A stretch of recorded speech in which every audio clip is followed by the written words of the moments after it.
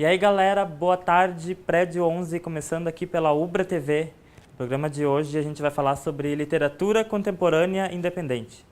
A gente recebe aqui no estúdio a ilustradora Gabriele McCarthy e também o escritor Guilherme Martins. A gente vai falar sobre os processos de escrita, como é que é fazer livros hoje em dia. Então não sai daí que o Prédio 11 de hoje está só começando. Então a gente está recebendo aqui no estúdio a Gabriele McCarthy, ela é estudo design aqui na Ubra, ela é ilustradora do livro Artefatos Mágicos, né, que é do escritor J.H. Zonta. Isso. É isso, ele é um Jonathan escritor Zonta. gaúcho. E também estamos recebendo aqui o Guilherme Martins, que ele é estudante de publicidade e propaganda aqui da Ubra também e é autor do livro Os Fantasmas de Lídia. Então sejam bem-vindos. Antes da gente conversar sobre literatura independente mesmo, vamos falar um pouco sobre os livros de vocês. Sobre o que fala o teu livro, Guilherme, primeiro? Então, o meu livro, Os Fantasmas de Lídia, ele é um compilado de contos de terror. São 3 histórias que falam sobre uma história. Eu quis fugir um pouco do... Porque muitas pessoas pensam, quando pensam em história de fantasma, única e exclusivamente terror. Eu tentei fugir um pouco desse clichê. Sim, tem terror no livro, mas eu também procurei fazer... Tem alguns contos que não são terror. Fala um pouquinho sobre amor, amizade, não necessariamente só terror. E mescla um pouco de fantasia. Mescla um pouco de fantasia, também. exato. Tem histórias que se passam na década de 60, 70, assim como tem histórias que se passam hoje em dia. Então eu procurei viajar bastante entre os gêneros e o tempo, assim. E tu lançou como? Tu lançou ele pela Amazon, né? Como é que foi para funcionar Isso. lá para fazer o lançamento? Exato. Então, na época que eu estava escrevendo ele, quando eu estava finalizando, assim, eu pensava, né, como é que eu vou lançar isso daqui? Procurei algumas gráficas para tentar ver se eu conseguia lançar o livro físico por minha conta, assim, do meu bolso. E no momento era impraticável, assim, eram preços bem acima do que cabia no meu bolso. E foi aí que eu descobri a Amazon e o programa KDP, que é Kindle Direct Publishing. O que é esse programa da Amazon? Ele possibilita que o autor independente lance um livro pela plataforma deles. Assim, o autor tem que ser o editor, o cara que vai fazer o marketing do livro, ele tem que revisar, ele vai ser o capista, ele que tem que correr atrás de tudo do livro. De uma forma bem autônoma. Exato. O cara vai fazer todo o processo, o autor. Mas o lado bom, digamos assim, que praticamente qualquer pessoa pode lançar um livro por eles, assim. É muito fácil é muito democrático para tu lançar um livro por eles, assim, entendeu? E numa plataforma como a Amazon, como né? a Amazon, exato. O O meu livro hoje ele tá vendo em todas as plataformas da Amazon no mundo inteiro. Então, assim, eu nem sei quem foi, mas alguém no Japão comprou meu livro. E eu não traduzi ele, não sei se alguém deve estar aprendendo português lá, não sei, mas alguém comprou o meu livro no Japão. Então, é uma coisa que é bem louca, se tu parar pra pensar, assim, que uma pessoa do outro lado do mundo tá lendo o teu livro, tu lançou ele aqui e alguém tá comprando lá longe, entendeu? Tem o seu lado negativo, né? Vai ser tu que vai fazer tudo mesmo. Exato. Como a gente falou, é de uma forma autônoma. Exato. A Amazon só cede a plataforma deles ali. Eles cedem a plataforma e pedem um percentualzinho ali. E a Gabriele também, né? A Gabriele é ilustradora, ela trabalha no ramo também da fantasia. Ilustrou o livro Artefatos Mágicos, né? A gente tem 2 visões aqui, né? De uma ilustradora e de um escritor no mesmo gênero, por exemplo. Quero que tu explique um pouquinho, então, do livro Artefatos Mágicos que tu ilustrou. Então, basicamente, o livro se inicia com um menino que está no orfanato e ele arranja amigos mágicos, podemos dizer assim, que não são mágicos, mas para eles são. E ele sai para uma aventura. E nessa aventura ele descobre outros lugares e começa a descobrir ele também, né? E eu tentei retratar isso na ilustração da capa e a gente pega um pedacinho assim do livro mais específico, né? No caso, eu peguei uma parte do livro em que conta que ele está numa caverna e tal, e ele está descobrindo outras partes e ele está centrado assim em um momento, tipo, muito atento, né? E a gente tenta retratar isso para tentar trazer para o público o que o livro é, né? Porque, na verdade, não adianta a gente fazer uma capa de livro, assim, vamos dizer assim, normalzinha, e ser algo não chamativo, né? Porque, pra mim, pelo menos quando eu olho um livro assim, eu vejo um livro que fala, meu Deus, sabe? Tem uns livros, por exemplo, Percy Jackson. Eu olho aquelas capas e fico, meu Deus, preciso ler isso agora. E foi isso que eu tentei passar, né? porque eu quero que as pessoas tenham vontade de ler o livro a partir da ilustração que eu fiz. E tu não participou, por exemplo, do processo da escrita ali? Ele é de um escritor gaúcho aqui da região metropolitana, né? Sim, sim. Mas tu não participou da escrita mesmo? Não, eu não participei da escrita, eu fiz E como a é que ilustração. funciona, por exemplo, para tu exteriorizar o que está na cabeça de que uma outra pessoa pensou, né? Sim. Vocês tinham encontros, vocês faziam juntos ou era total liberdade, assim, para tu escrever? Eu encontrei com ele uma vez só, mas a gente fazia mais pela internet. Eu pedia para ele uma ficha, tipo uma ficha de RPG com cor de pele do personagem, cor de cabelo, cor de olho, a especificação de peso, altura, medida corporal, enfim, todas essas coisas a gente pede, né? E como que vai ser, no caso, a personalidade do personagem. Porque eu também tenho que retratar isso, né? Tenho que mostrar como ele é. Então eu peço todas essas descrições e dali eu vou montando. Aí eu mando para ele um sketch perguntando como o que ele achou, se ele quer mudar alguma coisa e tal. E nisso a gente vai montando direitinho. Depois disso eu adiciono cor, essas coisas, cor base, e vai indo aos poucos, né? Vai se montando. É uma coisa em cima de coisa, vamos dizer assim, uma layer em cima de layer para fazer. E ao contrário do Guilherme, o livro que tu ilustrou, ele é livro físico, né? Ele não é digital. Não sei se ele tem a versão também em e-book. Eu acho que não, ele tem só Acho que digital. não. Ele foi lançado quando, o livro? Foi lançado ano passado, dezembro. Então eu queria perguntar agora para ti, Guilherme. Tu que escreve fantasia, né? Sobre fantasia e terror. A gente sabe que é um gênero que as pessoas estão se interessando mais, não só em escrever, mas também em ler. E como é que funciona isso? Está tomando o lugar, por exemplo, dos romances tradicionais. A maioria dos best-sellers são romances tradicionais, são esses romances água com açúcar, né? Por que tu se interessou em escrever fantasia, terror? Então, assim, eu gosto de dizer que o terror ele nunca morreu, assim. Ele só fica adormecido, né? Ele volta de vez em quando, assim, como se fosse um zumbi. O principal jeito que a gente tem de receber essas histórias normalmente não é pela literatura, né? A gente normalmente recebe pelo cinema. Então a gente teve aquele boom do terror ali na década de 80, com 70 também, a gente tem muitos clássicos do terror dessa época. Teve alguma coisa na década de 90, início dos anos 2000, mas o gênero terror está voltando com muita força nessa última década. Assim, né? Um gênero que, até pela facilidade de se fazer um filme de terror, se tu for pegar um filme, aqueles filmes clássicos de cabine, né? Que precisa de uma cabine num campo, 5 adolescentes e litros de sangue cenográfico. Pronto, tu já tem um filme. Tu faz um filme, é muito barato tu filmar um filme de terror e sempre dá muita bilheteria.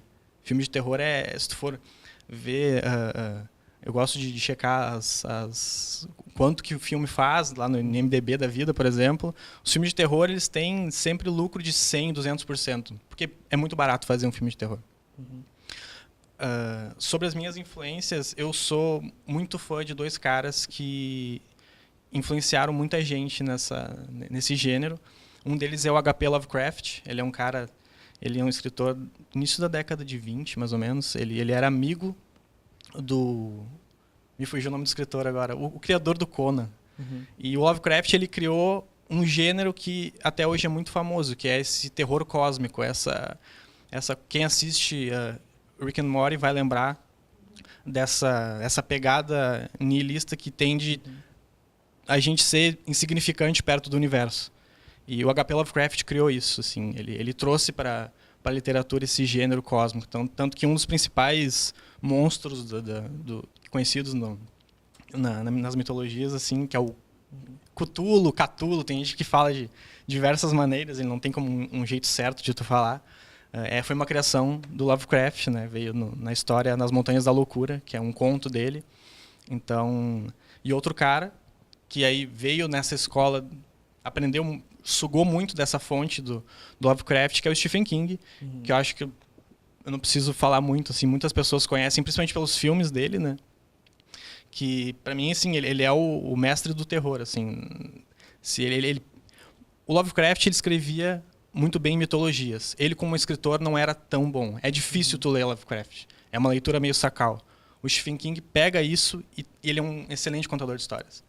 Então é muito mais fácil. Qualquer pessoa pode ler Stephen King. É muito fácil tu ler. Então esses dois caras são duas grandes influências assim no gênero terror que eu admiro muito. Então tá bom, vou interromper aqui o nosso bate-papo e a gente já volta. E agora a gente vai curtir a matéria feita aqui pelos alunos de comunicação aqui da UBRA. Segundo o 5º artigo da Lei Maria da Penha, configura-se como violência contra a mulher toda e qualquer ação ou omissão baseada no gênero que lhe cause morte, lesão, sofrimento físico, sexual ou psicológico e dano moral ou patrimonial, seja no âmbito doméstico, familiar ou em qualquer relação íntima de afeto. O Brasil é o 5º país com maior índice de violência contra mulheres no mundo.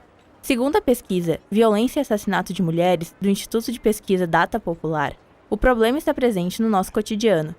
Dos entrevistados, 54% conhecem uma mulher que já foi agredida por um parceiro e 56% conhecem um homem que já agrediu uma mulher. Em alusão ao Mês da Mulher, a UBRA promoveu a Ação Comunitária Integrada Violência e Direitos Humanos, onde o projeto Acolhimento Lilás realizou na noite do dia 20 uma palestra para debater as problematizações das políticas para as mulheres. A palestra tratou sobre a importância da evolução das políticas para as mulheres no contexto brasileiro, no reconhecimento da mulher enquanto sujeito com direito ao voto, exaltando tudo o que ainda há de avançar através da Lei Maria da Penha. Valéria Martins, assistente social do CRM e palestrante do evento, abordou os tipos de violência sofrida pela mulher e destacou a importância da rede de atendimento a mulheres vítimas no município de Canoas. Nós entendemos que acompanhar, orientar, esclarecer, apresentar direitos, encaminhar para a rede é fundamental para essas mulheres que chegam até o serviço fragilizadas, muitas vezes desacreditadas dos seus direitos. Então, poder acompanhá-las e encaminhar para todos os serviços da rede é uma forma de empoderá-las enquanto mulheres sujeitas de direitos. Os serviços que o município de Canoas oferece para as mulheres vítimas de violência aqui em Canoas são o CRM, que é o Centro de Referência para as Mulheres aqui em Canoas, que conta com uma equipe de psicólogas, assistentes sociais e advogadas. Tem a Casa Abrigo, chamada Casa Lira, que também faz a abrigagem dessas mulheres aqui no município. Contamos também com a DEAN, que é a Delegacia de Atendimento Especializado para as Mulheres aqui em Canoas, a DPPA, com a Sala Lilás, o Hospital da UBRA, entre outros.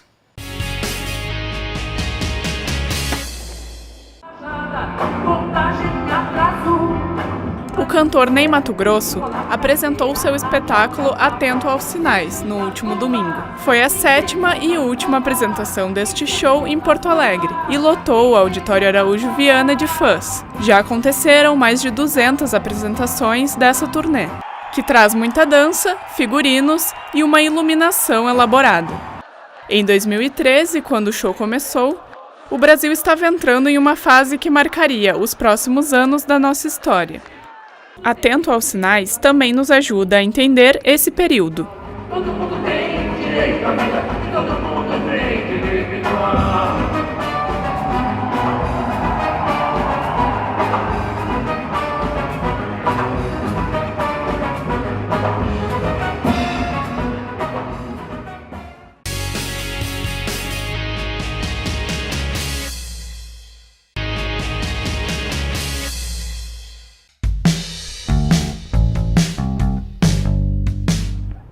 Em Portugal, se pedem 500 anos para se fazer um conde. No Brasil, se pede 500 contos. Escreveu Pedro Calmon. No Minuto Literário de hoje, nós vamos falar sobre 1808, livro que faz parte da coleção de Laurentino Gomes sobre a história do Brasil. Este livro aqui narra a chegada de Dom João VI no território brasileiro. Ele não só narra a chegada da coroa, como também conta toda a modificação que o Brasil teve e todos os acordos e tratados que tornaram possível o Brasil ser o maior país da América Latina. Ele também consegue ambientar muito bem a gente naquele país colonial, naquele território que não era de ninguém ao mesmo tempo que era de Portugal e era invadido por todo mundo. Ele consegue ambientar o choque da cultura portuguesa com o choque da cultura brasileira. Ele é riquíssimo em detalhes porque o Laurentino se preocupou em fazer uma pesquisa, tem muitas folhas com referencial de pesquisa dele aqui, basicamente umas 30, 40 folhas. Então, ele é riquíssimo de detalhes e muito preciso nas falas dele. O Laurentino ele também se utiliza de diversos personagens para narrar a mesma história de diversas perspectivas. Ou seja, ele narra uma hora pelo lado da coroa, daqui a pouco para uma família mais humilde, de repente uma família mais abastada, e assim ele vai permeando entre os personagens e costurando essa história que foi.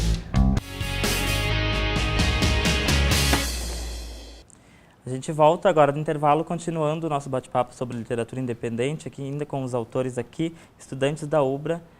A gente falou antes das referências tuas, antes de ir para o intervalo, agora eu quero perguntar para ti, Gabriela, quais são as tuas referências, né? Não só como artistas, mas também de leituras que tu já, de livros que tu já encontrou, que tu disse antes que quando tu enxerga o livro, tu já tem interesse em comprar, né, dependendo da capa. Quero que tu conte um pouco pra gente. Bom, de livro, assim, eu tô lendo bastante agora George R. R. Martin, não só por Game of Thrones, mas eu descobri que ele tinha uma linha de livros do Wild Cards que eram muito bons, e eu fiquei, tipo, fissurada naquilo, eu não parava de olhar e ler. E Edgar Allan Poe eu gosto bastante também, Stephen King eu gosto bastante também. Mas não me aprofundo muito, eu tô mais na parte do George R. R. Martin lá com as fantasias dele lá e tal. E de artista, assim, tem uma artista digital que eu acompanho bastante, assim, que é a Aloysius, que ela é, acho que irlandesa, se não me engano. E também tem o Van Gogh, que é uma inspiração pra mim, muito antiga, mas ainda assim me inspira. E dos literários vocês têm umas influências bem parecidas até, né? É bem comumzinho. Eu quero perguntar agora para vocês dois estudam aqui na UBRA, né? Sim, Tu estuda design, tu estuda publicidade, né? Como é que o curso influencia vocês, assim? Tem alguma coisa voltada à literatura? No teu caso, para ilustração, é o que tu faz, né? Mas tu que faz publicidade, por exemplo, quero que tu explique um pouco pra gente.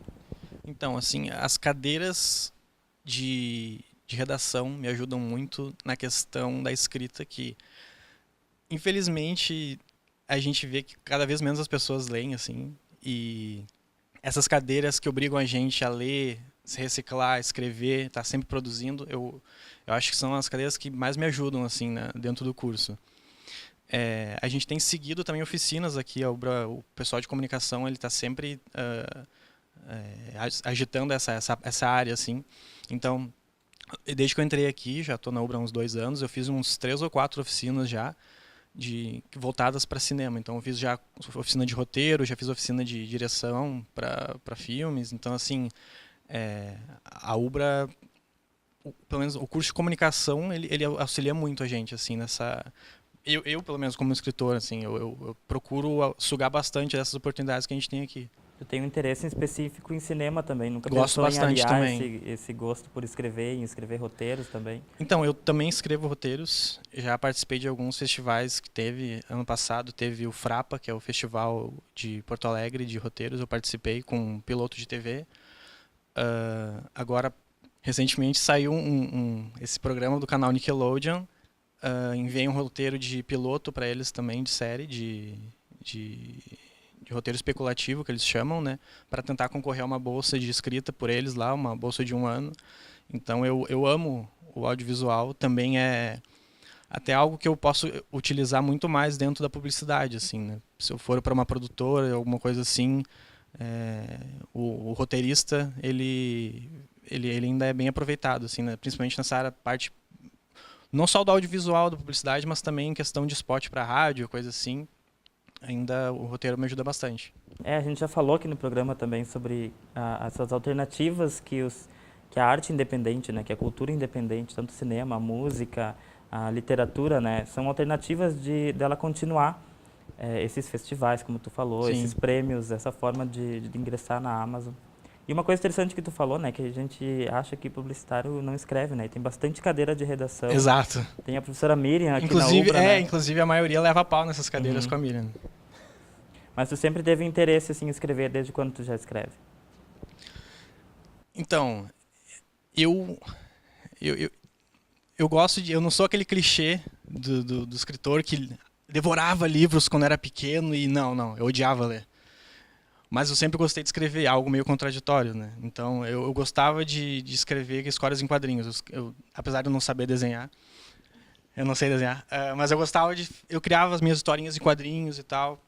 Desde que eu descobri uma coleção, meu pai, ele era fissurado em histórias em quadrinhos, então eu descobri uma coleção que ele tinha lá guardado desde a época dele de juventude, do Homem-Aranha.